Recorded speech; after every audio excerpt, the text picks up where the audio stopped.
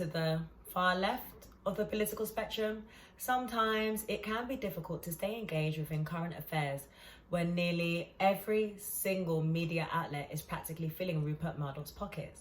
The upcoming launch of GB News in the UK, dubbed as this country's alternative to Fox News, highlights no better time for people to come together by supporting independent, alternative media organisations eager to combat the bias and right-wing rhetoric prevalent within mainstream journalism and the political domain today. So today we'll be going through my top 5 alternative media organisations.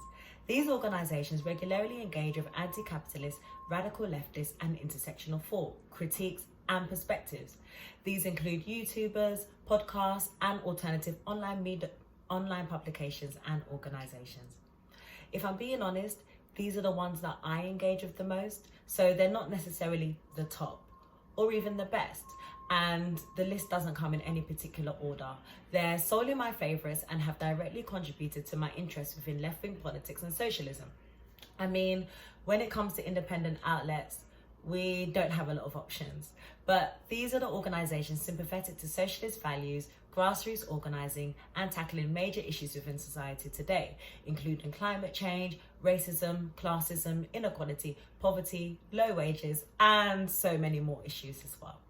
So please do go ahead and support them by checking them out. I am going to leave links in the description box below so you can donate and or subscribe to them, and do stay tuned to find out my top 5.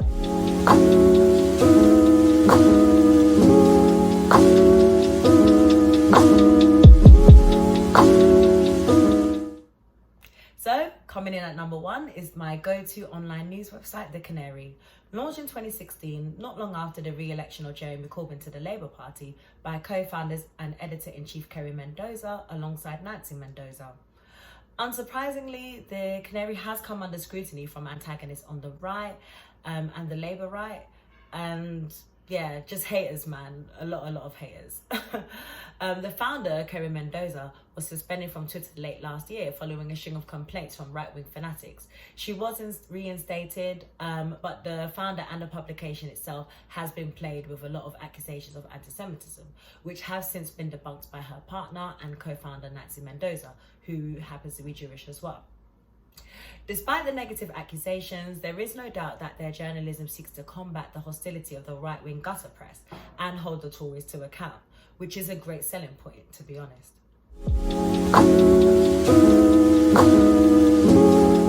Coming in at number 2 is Goldem.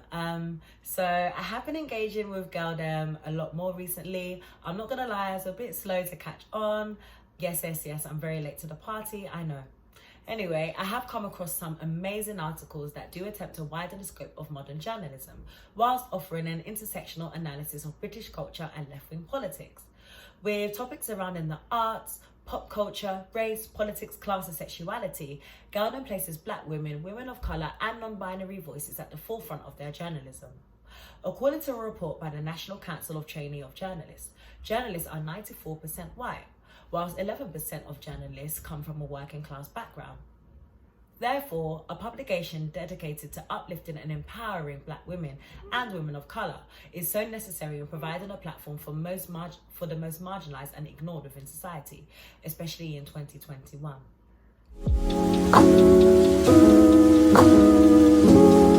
Number 3 is Left Book Club, and just a disclaimer, I actually stopped my subscription to Left Book Club as I'm not working anymore, but I am determined to start it up again once I get some more money.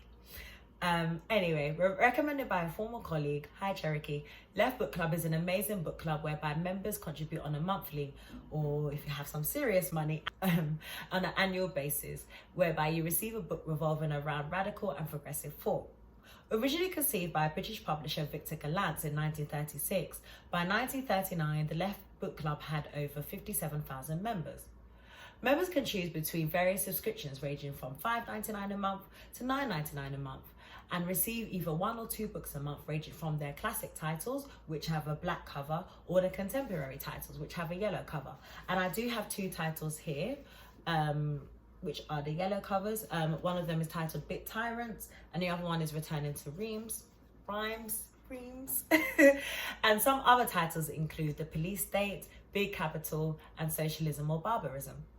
If you, like me, are at the beginning of your exploration into left-wing politics, or you're just trying to find ways to engage more within leftist critique, I do think this is a fantastic way to engage with theory from various perspectives, whilst also supporting independent progressive organisations.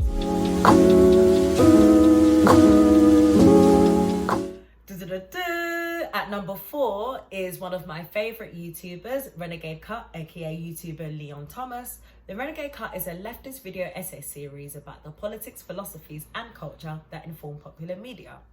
Starting in 2014, Renegade Cut has posted countless videos dissecting popular culture, namely film, through a leftist lens, and often offers philosophical, psychological and political critiques as well.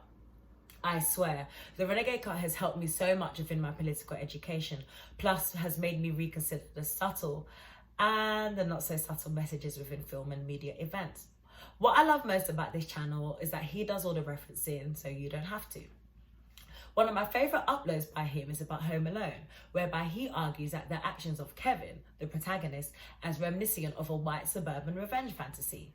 The kind of fantasy conjured by white picket fence suburbanites using excessive force against invaders of their property, and metaphorically an invasion of their idealistic American dream.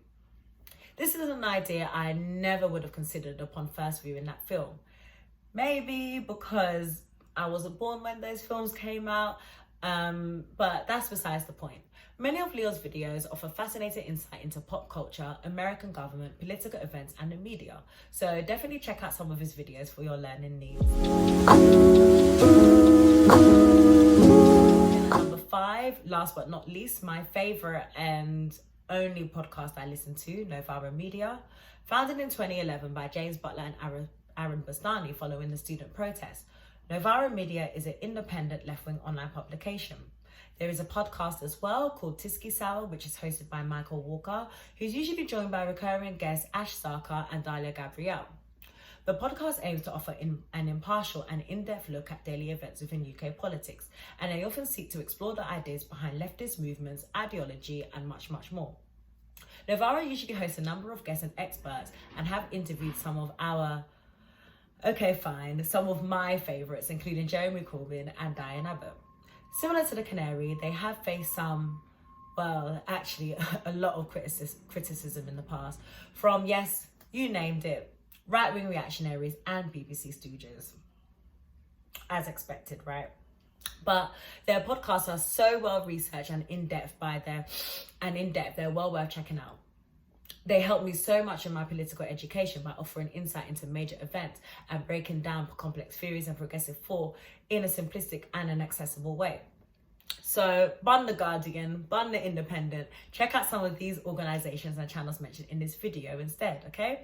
So, happy subscribing everyone. So, thank you so much for taking the time out to watch this video. If you did enjoy it, please do go ahead and give it a like and also share with literally every single person you know. It would be much appreciated. If there are any other organisations fighting the good fight, which I know that there'll be countless, please do go ahead and leave a comment below so we can give them some more exposure. Please do continue to stay safe out there, wash your hands and keep your distance from everyone. And that's it. So take care and have a good one. See you next time. Bye.